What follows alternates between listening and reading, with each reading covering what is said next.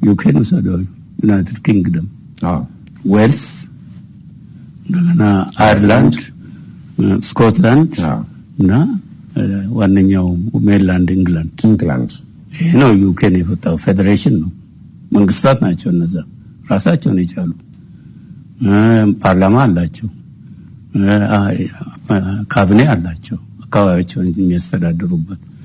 አካባቢያቸውንና ባህላቸውን ቋንቋቸውን አጠቃላይ በፌደራል ህግ ውስጥ የአካባቢያችን ኢኮኖሚ ኦቶኖመስ ነው የሚያስተዳድሩበትና እንትም ዋነኛው ፌደራል ገቨርንመንት ውስጥ ደግሞ ተሳትፏቸው በፌደራል መንግስቱ ህግ የተወሰነ ምን ችግር አለው ኢትዮጵያ እንደዚህ ብትሆን ዋነኛው ዲሴንትራላይዝድ የሆነ ዲሞክራቲክ የሆነ ሴንትራል ደግሞ መንግስቱ አብረን ያለን ይሄ መሆን ለምንድን ነው ይሄ እንግሚለው ይሄ ምን እንቢ ማለት ወደ ሶቪየት ዩኒየን አንተ የጠቀስከው ወደዚያ ይወስዳል ሶቪየት ዩኒየን ይሄንን ስራ ላይ ወደ ስራ መተርጎም ቸግሯት ነው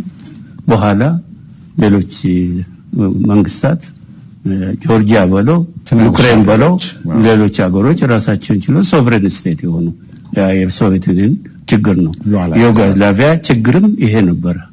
እና ኢትዮጵያ እንደዚህ እንዳትሆን እነዚህ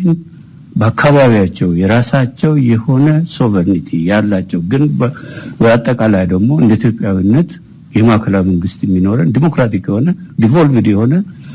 መንግስት መኖር ለኢትዮጵያ መድኃኒት ነው ብለን ነው እናምነው አብረው ለመኖር ለመቀጠል አሁን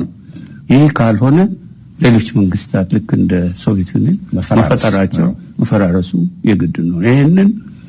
ሳይኮሎጂካሊ ራሱን መለወጥ አልቻለም የኢትዮጵያ ፖለቲካ እንደ እነዚህ ራሳቸውን የሚያስተዳድሩ ሪጂናል ስቴት መፈጠራቸው እንደ መገንጠል አርጎ መውሰድ ፍርሃት ውስጥ መግባት መብቶች መገደብ እና ማጥበብ ወደ 100 ምናምን አመት ያኖርንበት እንት ስለሆነ መፍትሄ አይሆንም ለኢትዮጵያ